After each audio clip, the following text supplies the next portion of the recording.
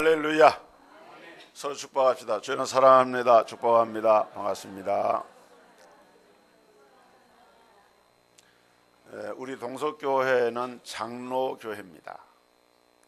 장로교회라고 하는 말은 장로회주의 정치를 교회에 받아들여서 그러한 행정과 제도를 따라서 또 그런 신앙 고백을 따라서 믿는 교회다, 그런 말이 됩니다. 장로교를 세운 존 칼빈은 성경 말씀과 그리고 그가 쓴 기독교 강요라고 하는 책이 있는데, 그 기독교 강요, 그 다음에 신구약 성경 주석, 그 다음에 제네바 교서 목회할 때 행했던 여러 가지 설교, 이런 것들이 기초가 돼 가지고 장로회 이 주의 교회를 세우는 그 틀을 만들게 됐습니다. 그래서 우리는 칼빈이 그 당시에 이 타락한 천주교회가 아니라 이 장로회 정치 제도를 갖춘 교회야말로 성경적인 바른 교회다, 이렇게 믿고 장로교회가 시작이 됐습니다. 그 가운데서 칼빈주의의 5대 교리라고 하는 것이 있어요. 칼빈주의의 5대 교리라고 하는 것이 있는데, 여러분들이 신앙생활 하면서 좀 어려운 이야기, 신학적인 이야기를 들으면은 우선 마음에 좀 이렇게 열리지 않아 가지고 좀 별로 이렇게 은혜롭지 못하다, 이렇게 생각할 수가 있는데, 우리의 모든 신앙이라고 하는 것은 성경에 기초하고 이런 신학적인 그 구조가 어떠냐에 따라서 신앙이 달라지는 겁니다. 그래서 이 장로교회 교인으로서 또 장로교적인 신앙 전통의 신앙생활을 하면서 칼빈주의 5대 교리가 무엇인가, 이것은 우리가 사실은 좀 알아야 되는 거예요. 그것이, 그 용어 자체가 쉬운 말은 아닙니다. 신학적인 용어가 되기 때문에.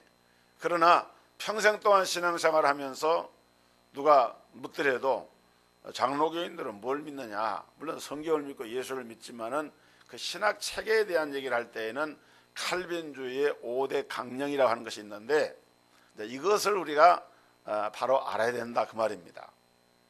근데 이 칼빈주의 5대 강령은 사실은 칼빈이 먼저 주장했다라기보다도 16세기에 아르미니우스라고 하는 독일의 그 라이텐 대학의 신학 교수가 있었는데, 이 교수가 1609년에 59세를 일기로 사실은 세상을 떠납니다.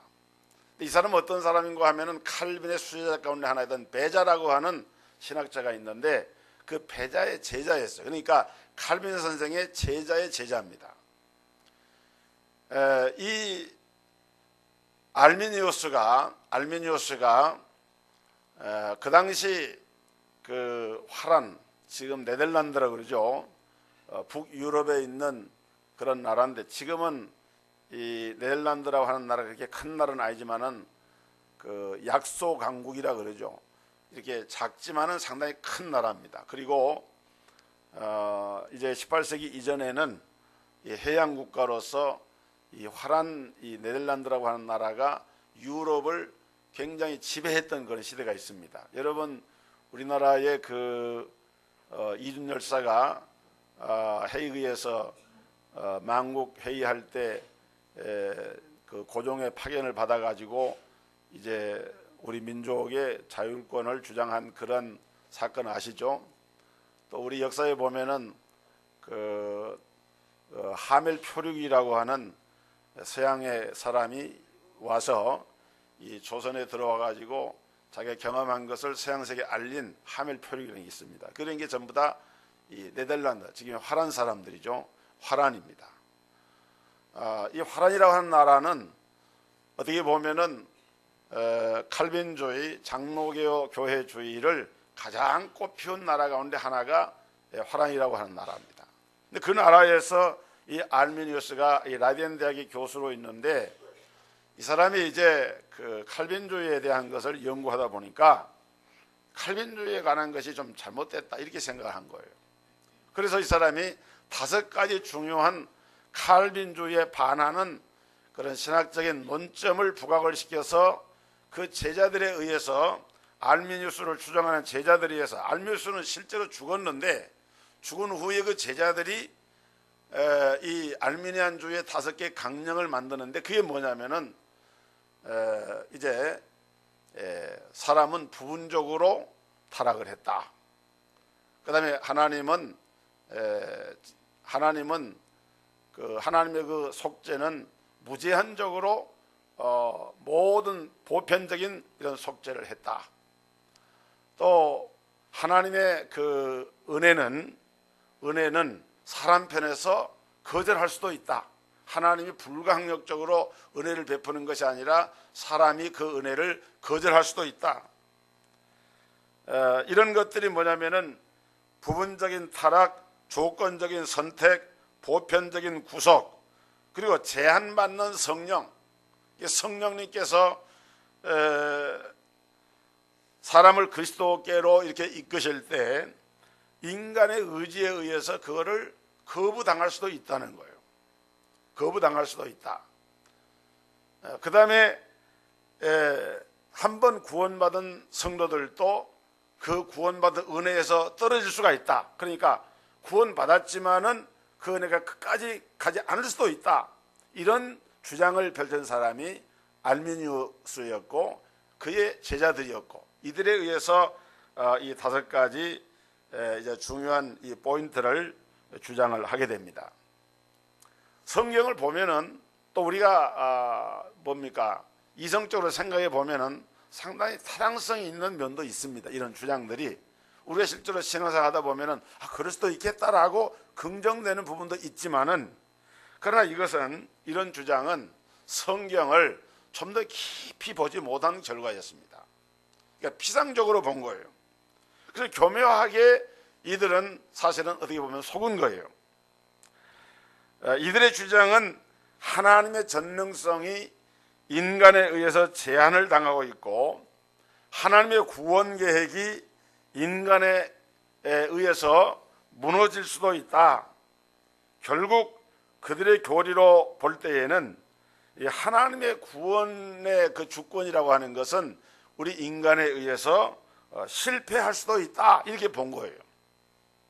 그래서 이런 주장이 나오니까 그 당시 네덜란드는 이 스페인의 속국으로 그 식민 지배를 받고 있는 그런 때였는데, 이제 정부에서 나서 가지고 그 당시 네덜란드의 이 국가와 교회가 함께 나서 가지고 이 문제에 대한 것을 이제 연구를 하기 위해서 이 네덜란드의 남쪽에 도르트라고 하는 지역이 있습니다. 도르트라고 하는데 그곳에서 화란 정부가 1618년 11월에 세계 각국의 대표, 그 당시 영국, 스코틀랜드, 그다음 프랑스, 그 당시 그 세계를 주도하던 그 나라들의 대표들이 129명이 모여가지고 이 문제를 가지고 회의를 하게 됩니다. 그런데 이 회의가 언제까지 진행되는가 하면은 그 다음에 5월까지, 그러니까 1618년 11월부터 그 다음해인 1619년 5월까지 약 7개월간에 걸쳐 가지고 무려 154회에 걸쳐서 이 회의를 진행을 했어요. 지금 장로교회의 총회를 하면은 일정이 보통 3박 4일, 월요일부터 시작하면 목요일이나 금요일에 끝나는 것으로 되는데, 요즘은 총회가 빨리 그냥 끝내고 돌아가는 목사님이 많다 보니까 2, 3일에 끝내는 경우가 많아요. 그런데 그 당시 돌투 회의는 무려 7개월 동안 회의 모인 것만 154회를 모여가지고, 그 결과 알미니안들에 의해서 제기된 조항들이 이 성경의 내용과 일치하지 않는다 하는 사실에 의견을 모으게 됩니다. 그리고 종교개혁에서 명백하게 제시가 되고, 종교개혁자인 존 칼빈에 의해서 체계적으로 형성된 이 개혁주의적 교리를 재확인하고 알미니안주의를 반박을 하기 위해서 그 알미니안주의자들이 주장하는 그 내용을 반박하는, 그것에 대응하는 그런 내용의 칼빈주의 5대 강령을 공식화하게 되는데, 그렇게 해서 나온 것이 칼빈주의의 5대 강령이라 그래요. 근데 이것이 이제 번역된 걸로 보면은, 첫째는 전적인 타락, 두 번째는 무조건적인 선택, 세 번째는 제한적인 속죄, 네 번째는 불가항력적인 은혜, 그 다음에 다섯 번째는 성도의 견인, 그건데 영어로 표기를 하면은 토탈, 모든 사람이 다 범죄했다, 토탈 디프리버티라 그래서 이제 전적인 타락을 얘기할 때 토탈 디프리버티, 전적으로 타락했다. 그 다음에 제한 속죄, 하나님이 우리를, 죄를 속하실 때에 unconditional election, 무조건적인 선택을 하고, limited atonement, 제한 속죄를 하고, 그 다음에 불가항력적 은총, irreversible grace라고 하는 말인데요. 그 다음에 마지막에는 이 성도의 견인, perseverance of the saint. 그래서 이 5개 조항의 첫 머리 글자를 이렇게 뽑아내면은 TULIP가 됩니다. 그래서 덴마크가 튤립이 유명하잖아요. 튤립이라고 하는 그 꽃의 이름과 같아요. 그래서 이걸 튤립 조항이다, 이게 이제 불려지게 됩니다. 사실은 이 5가지 조항이 굉장히 중요한데, 제가 앞으로 이 5가지 조항을 하나씩 좀 말씀을 드리려고 합니다. 한꺼번에 다 못하고, 오늘은 그 중에 이제 첫 번째인데, 이 전적인 타락에 대해서 말씀을 드리려고 합니다. 우리 교단을 비롯해서 이 개혁주의를 신봉하는 교단에서는 목사가 되고, 또는 장로가 되고, 안수집사가 되고, 권사가 되고, 그럴 때 웨스트민스터 신앙 고백서와 대소요리 문답이라고 하는 그런 말을 여러분 들었죠? 기억납니까? 그 문답할 때 장로님들이나 안수집사님들, 목사님들이 임직할 때, 안수할 때에 대소 이렇게 묻습니다. 웨스트민스터 신앙 고백서와 대소요리 문답은 신구약 성경의 교훈을 총괄한 것으로 믿고 따르겠습니까? 이렇게 물을 때 대답했잖아요. 예. 근데 막상 그렇게 대답을 했는데 웨스트민스터 신앙 고백서나 대소요리 문답이 뭔지를 모르는 거예요. 그래서 교회에 적어도 중직자들은 교단의 헌법을 꼭 가지고 있어야 됩니다. 우리 교단에서 발행 헌법 안에는 그 웨스트민스터 신앙 고백서가 뭔지, 대소요리 문답이 뭔지 하는 것이 그게 다 나와 있어요. 그 웨스트민스터 신앙 고백서 제6장 2항과 4항을 보면은 우리 인간의 전적인 타락 교리에 대해서 이렇게 언급을 합니다. 여러분 좀 어렵지만 들어보세요. 그 2항에 보면은 이 죄는 원죄를 말합니다. 이 죄로 말미암아 그들은 본래의 의를 잃게 되었고 하나님과의 교제도 끊어지게 되었다. 그래서 죄로 죽게 되었고 영과 육의 모든 기능들과 기관들이 전적으로 더럽혀지고 말았다. 전적으로 더럽혀지고 말았다. 그래서 거기에 관련된 성구가 쭉 나옵니다. 창세기 3장 6절 8절, 전도서 7장 29절, 로마서 3장 23절, 창세기 2장 17절, 에베소 2장 1절, 디도서 1장 15절, 창세기 6장 5절, 그 다음에 오늘 봉독한 이 로마서 3장 10절 18절, 이게 전부 다 그 근거되는 성경 구절을 거기다가 다 명시되어 놨어요. 또 사항에 보면은 이 근본적인 부패로 인하여 우리는 선을 행하고자 하는 마음을 전혀 가질 수가 없고 행할 능력도 없고 선한 것이 그 속에 없으며 전적으로 악을 행하는 능력만 있으므로 여기에서 모든 실제적인 범죄들이 나오게 되었다. 또 거기 관련 선구가 한 10개가 쭉 나옵니다.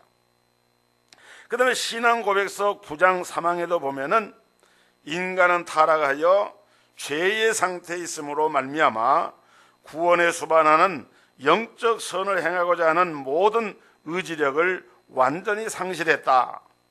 그래서 자연인은 영적 선을 전적으로 싫어하고 죄로 죽어 있기 때문에 자기 자신의 힘으로는 자신을 회개시키거나 또는 회개에 이르도록 준비할 수가 없다. 이게 뭐냐면은 전적인 우리 인간의 전적인 무능과 부패를 말하고 있는 지금 웨스트민스터 신앙 고백에서 그것을 다루고 있는 바로 이 말씀입니다. 그렇기 때문에 이것은 분명하게 성경적인 근거를 가지고 있는데, 우리가 좀 더 요약을 하자고 하면은 우리 인간은 죄로 말미암아 전적으로 부패하고 타락을 해서 자기 자신의 힘으로는 자기를 구원할 수가 없고, 구원하시는 이에 의해서, 다시 말하면 하나님에 의해서 구원을 받는 것이지 우리 인간 스스로는 아무것도 할 수 없을 만큼 영적으로 부패하고 타락을 했다라고 하는 것을 이야기하고 있는 것입니다. 물론 이것은 우리가 예수 믿기 전에, 구원 받기 전의 얘기입니다. 지금 상태를 말한 게 아니에요. 지금 여러분들은 예수 믿고 구원 받았습니다. 하나님의 자녀가 됐어요. 그러나 예수 믿기 전에 있는 상태를 자연인이라 그래요. 내추럴맨, 중생하지 않은 사람, 불신자, 이런 상태에 있었을 때의 우리의 모습은 어떤 것이었느냐? 전적으로 타락하고 부패했다. 그래서 성경은 모든 사람이 죄를 범하였음에 하나님의 영광에 이르지를 못했다라고 말하고 있는 겁니다. 물론 인류의 시조인 아담은 처음에 지음 받았을 때에 무죄자로 지음을 받았어요. 아담이 처음에 지음 받는 순간부터 죄인이었던 것은 아닙니다. 창조될 당시에는 아담에게는 죄가 없었습니다. 그러나 아담은 선악과의 언약에서 실패를 하게 됩니다. 동산의 모든 나무의 실과를 네가 먹을 수가 있지만은 선악을 알게 하는 나무의 실과는 먹지 말라. 먹으면 내가 정령 죽으리라. 하나님께서 아담과 행위 언약을 체결했어요. 여러분, 계약을 하면은, 약속을 하면은 지켜야 되는데, 유감스럽게도 사단의 미혹에 넘어가서 아담과 하와는 이 선악과 언약을 어기게 되는데, 이것이 바로 에덴에서의 중요한 범죄 사건입니다. 그래서 이 원죄의 기원은 하나님의 말씀에 대한 불순종, 다시 말하면 하나님에 대한 이 불신에서부터 비롯된 것이다, 이렇게 얘기를 하는 거예요. 하나님을 철저하게 믿지 못하는 것이 죄의 본질이에요. 여러분, 우리가 하나님의 자녀가 되고 예수를 구주로 믿고 하나님을 믿고 신뢰하는 이 믿음을 가지게 된 것이 얼마나 감사하고 귀한 일인지 모릅니다. 그러나 전에는, 우리가 예수 믿기 전에는 아담이 하나님의 언약궤를, 하나님의 말씀을 불순종하고 먹었던 것처럼 하나님을 신뢰하지 못했던 그런 원죄가 아담 이후에 모든 사람들은 그 후손들에게 유전적으로 전가가 되어져서 모든 인류는 하나같이 하나님 앞에서 죄인이 되고 만 거예요. 그래서 이사야서 59장 2절에 보면은 오직 너희 죄악이 너희와 너희 하나님 사이를 내었고 너희 죄가 그 얼굴을 가리워서 너희를 듣지 아니하게 함이라. 하나님과 인간 사이가 갈라져 버린 것, 분리돼 버린 것, 이것이 바로 타락이고 범죄입니다.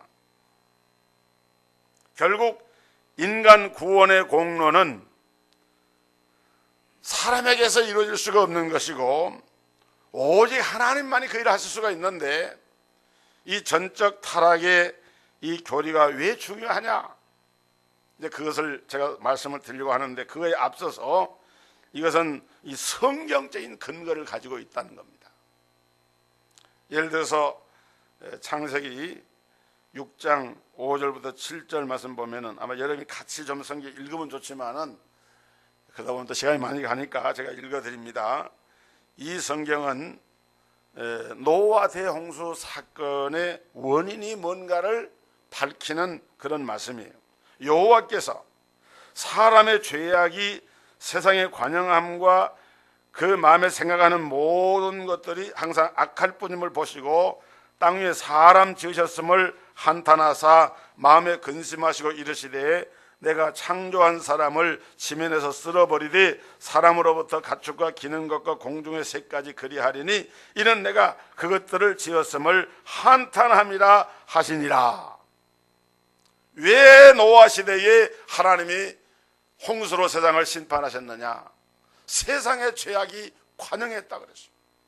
죄악이 관영했다라고 하는 말은 물통에다가 물을 부었는데 물이 펄펄 콜콜콜콜 쏟아서 넘치는 것처럼 죄가 세상에서 막 넘쳐나는 거예요. 그래서 하나님이 한탄하시고 근심을 하시면서 오죽하면 하나님이 이 세상에 사람을 지으셨음을 한탄하셨다. 그럴 만큼 사람의 죄악이 관영했다. 여러분, 노아 홍수 시대만 죄악이 관영할까요? 오늘날 우리 시대를 볼 때에도 그에 못지가 않은 거예요. 오히려 더 할 수도 있어요. 그럼 왜 그때와 같은 심판을 하나님이 하지 아니하시느냐? 지금은 은혜 시대고 복음 시대이기 때문에 또 하나님이 성경에 약속하기를 노아 홍수 같은 심판을 하지 않겠다고 약속했기 때문에 심판을 안 하신 것뿐이지 지금도 사람들의 죄악이 관영해 있는 건 사실입니다. 그 다음에 예레미야서 17장 9절에 보면은 만물보다 거짓되고 심히 부패한 것은 사람의 마음이라 누가 능히 이를 알리오 그랬어요. 여러분, 만물보다도 가장 거짓되고 부패한 것이 사람이라는 겁니다. 그 다음에 예배소서 2장 1절에 보면은 또 이렇게 말씀합니다. 그때 허물과 죄로 죽었던 너희를 살리셨도다. 너희가 그 가운데서 행하여 이 세상의 풍조를 쫓고 공중의 권세 잡은 자를 따랐으니 곧 지금의 불순종의 아들들 가운데서 역사하는 영이라.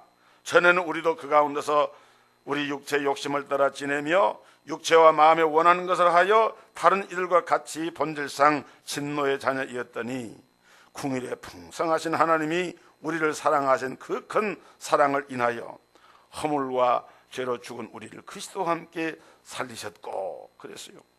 여기 보면은 허물과 죄로 죽었던 자들이라고 했어요. 한번 따라합시다. 허물과 죄로 죽었던 우리.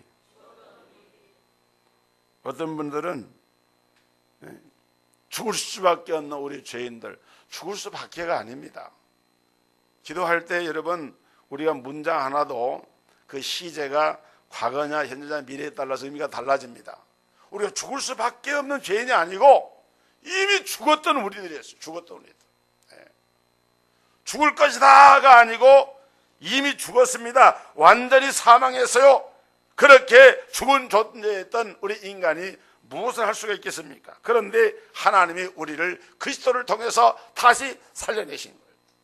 할렐루야. 예수님은 생명의 주인이기 때문에 그 사랑으로 우리를 다시 살려내셨어요. 그래서 우리가 구원을 얻은 것입니다. 그렇기 때문에 이러한 전적인 타락을 부인한다고 하면은 이건 성경을 안 믿는 사람들만이 하는 거예요. 오늘 이 본문에도 보니까 지금 그런 말씀 했잖아요. 의인은 없나니 하나도 없고 깨닫는 자도 없고 하나님을 찾는 자도 없고 다 치우쳐서 함께 무익하게 되고 선을 행하는 자는 없나니 하나도 없도다. 오늘 그렇기 때문에 우리는 구원받기 이전에 우리 인간의 모습은 완전히 타락하고 완전히 부패했다고 하는 사실을 그대로 믿고 받아들여야 한다 그 말입니다. 여러분 지금 우리 사회를 이게 보세요. 뭐 이번에 이제 제가 광고 시간에도 말씀했습니다마는 저는 어저께 미리 투표를 했습니다. 기독자의당 정당 후보는 5번을 찍었어요. 지역 국회의원 1번 찍어 2번 찍어 그건 비밀입니다. 그건 얘기 안 합니다. 그런데 정당 투표는 기독자유당 5번. 여러분도 그렇게 찍어주세요. 꼭 그렇게 찍어요. 한국교회 전체가 일어나고 있어요. 왜 그러느냐? 스쿼드법, 동성애법, 이런 동성애 에이즈 환자의 90% 이상이 동성애 결과로 오는데, 거기 김비경 씨라고 이번에 기독자유당에서 3번으로 그 전국구 후보로 이름 올라간 분이 있습니다. 그분이 약사 출신인데 얼마나 비참한지 몰라요. 실제로 그런 환자들을 이렇게 보면서 약을 사용해서 보니까 비참한 거예요. 비참한 거예요. 그런데 성소수자를 권익을 돌본다. 내가 이제 특정 정당을 얘기해서 미안합니다만은 그 더불어민주당의 표창원 씨라고 그 지역구 후보로 용인인가 출마한 분이 있어요. 그런데 기독교를 폄훼하면서 성소수자 이런 이들을 옹호하면서 기독교를 막 공격을 막 욕을 해놨어요. 이 사람이 경찰학교 교수 출신이라는데 오늘날 우리 사회에 좀 지도급에 있으면서도 정말 반성경적이고 비신앙적인 그런 일에 앞장서는 사람들이 많이 있어요, 여러분. 그래서 우리 기독교 시민연대나 이런 데서 나서가지고 이런 사람들은 국회에 들어가지 못하도록 그 반대 운동을 벌이고 하는 보니까 그 지역에서 상당히 인기가 높더라고요. 보니까 아주 민주당에서 그 외부 인사 영입 1호로 받아들인 사람 아닙니까? 근데 우리 기독교 입장에서 볼 때는 이런 사람들 정말 서면 안 되는 사람들이에요, 사실은. 여러분, 하나님께서 사람을 하나님의 형상대로 지으셨는데 또 어떤 사람이 이런 말을 합니다. 인간은 타락을 했지만은 양심이 있지 않느냐. 그래서 그 양심이 있기 때문에 사람이 타락했지만 완전히 부패한 것은 아니다. 왜냐하면 사람들이 양심적인 사람들 많이 있잖아요. 착한 일 하는 사람들. 근데 그것은 하나님께서 그나마 타락을 했지만은 양심의 일이라고 하는 기능을 주어가지고 복음이 오기 전에, 율법이 주어지기 전에 이 사회에 주어진 하나의 그 기능을 하고 있는 건 사실이지만은, 그러나 여러분 결정적인 순간에 가서 보면은요, 이 양심도 화인을 맞아가지고 양심이 제 기능을 하지 못하는 경우가 많습니다. 그래서 우리는 사람은 타락했는데 어떻게 타락했어요? 알미니우스가 말하는 것처럼 부분적으로 타락한 것이 아니라 완전히 타락해서 그 스스로는 아무도 구원받을 수가 없는 절망적인 존재가 되고 말았다 하는 이것을 우리는 그대로 받아들인 겁니다. 그러면 이 전적인 타락에 주는 교훈과 은혜가 있는데 그 교훈과 은혜가 뭐냐? 첫째로 전적 타락 교리는 구원받지 못한 사람들의 영적인 상태가 어떤 것인가를 가장 잘 보여주는 말입니다. 아까 말씀했죠. 구원받지 못한 사람들, 예수 안 믿는 불신자들, 자연인, 이 사람들은 영적인 상태가 어떤 상태냐? 완전히 타락해서 하나님의 그 은혜와 자비로부터 멀리 떨어져 버리는 그런 존재가 이상의 불신자들이에요. 우리 예수 믿는 사람들이 전도할 때, 기도할 때, 여러분의 가족 가운데 믿지 않는 가족이 있을 때 그들을 바라볼 때 겉으로 볼 때는 신사요, 젠틀맨이요, 숙녀요. 또 보면은 훌륭한 일도 많이 하는 사람도 있어요. 우리가 그런 사람들 바라볼 때에 어떤 인간적인 측은지심을 가지고 저런 이들은 예수 안 믿어도 저렇게 양심적이고 저런 분들은 그래도 천국에 직접 들어가지 못해도 천국 문 앞에까지는 가겠다. 혹시 이런 생각하는 사람도 있을지 몰라요. 여러분, 그런 생각을 우리가 버려야 됩니다. 한마디로 예수 복음 듣지 못하고 구원받지 못한 사람들은 지옥의 형벌에서 벗어날 수가 없고 하나님의 심판의 대상이 되는데, 그래서 오늘 우리 모든 성도들은 우리도 그리스도 예수 안에서 로마서 5장, 고린도전서 5장 17절에 있는 말씀처럼 우리가 그리스도 예수 안에서 새로운 피조물이 되었다 그랬잖아요. 우리가 새로운 피조물이 되지 않으면은 똑같은 거예요. 우리가 똑같은 거예요. 누구든지 그리스도 안에 있으면 새로운 피조물이라. 이전 것은 지나갔으니 보라 새 것이 되었다. 내가 아무리 무능하고 부족하고 연약해도 또 때로는 인간의 연약한 육을 가지기 때문에 쓰여 넘어져서 죄를 범하는 경우가 있어도 그럼에도 불구하고 여러분 그리스도 예수 안에 있는 자들은 새로운 피조물이 된 줄 믿으시기를 주의 이름으로 축원합니다. 새로운 피조물이 된 거예요. 너무너무 다른 거예요. 전적 부패당한 자연인과 예수 믿고 구원받은 하나님의 자녀들은 하늘과 땅만큼 차이가 있는 거예요. 비슷한 게 아닙니다. 비슷한 게 아니에요. 그러므로 성령으로 거듭나고 성령의 내주를 경험하면서 사는 성도들은 믿지 않는 사람과 차원이 다른 삶을 사는 거예요. 그 다음에 두 번째는 전적인 타락 교리는 구원에 있어서 우리 인간의 노력은 전혀 필요하지 않다 하는 것을 교훈을 해요. 여러분 타락한 인간은 육안으로 볼 때는 뭐 그렇게 볼 수 있겠지만은 영적인 면에서 볼 때는 타락한 인간은 죽은 시체에 불과한 거예요. 죽은 시체. 죽은 시체는 스스로를 살 수가 없어요. 저는 장례식을 집례하거나 돌아가신 이런 성도들에게 대할 때 보면은 수의를 입고 이렇게 염을 하는 그런 것을 이렇게 지켜볼 때에 가만히 누워 죽은 사람은 누워만 있지 꼭 이 옷을 입혀줘야 옷을 입는 거예요. 여러분들 누구 옷 입혀줍니까? 자기 옷 다 자기가 입지. 살아있는 사람은 자기가 자기 옷을 입어요. 그러나 수인은 자기가 자기 옷을 못 입어요. 죽었기 때문에 죽은 사람은 자기 손으로 자기 옷을 입지를 못하는 거예요. 그러니까 옆에 있는 사람들이 옷을 전부 다 입혀줍니다. 버선발도 신겨주고 허리에 띠도 묶어주고 손도 발도 다 깎아주고 그렇게 하면서 하는 것을 왜 그러느냐? 죽었기 때문에 할 수가 없는 거예요. 그런 것처럼 여러분 타락한 인간은 죄와 사망의 늪에서 스스로를 구원할 수가 없기 때문에 어떤 노력이나 선을 행할 수 없습니다. 마치 죽은 나사로가 무덤에 들어갔을 때 예수님께서 그랬잖아요. 나사로야 나오너라.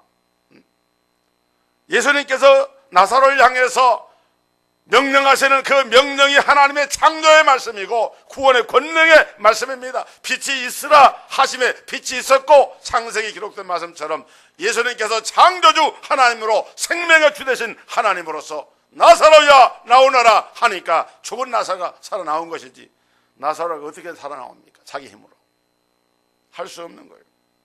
여러분 구원은 본질상 주님께서 간 것이 되기 때문에 우리 인간의 노력은 전혀 불필요하고 불가능하다. 이것이 바로 이 전적 타락이 우리에게 교훈해주는 하나님의 은혜입니다. 그 다음에 세 번째는 전적 타락의 교리는 구원이라고 하는 것이 하나님의 은혜의 선물이다라고 하는 것을 강조를 합니다. 나사로가 살아난 것이 나사로의 노력이나 사람의 의지의 결과가 아니듯이 오늘 우리의 구원의 결과도 사람의 노력에 의해서 이루어지는 것이 아니라 뭐라고요? 하나님의 선물이다.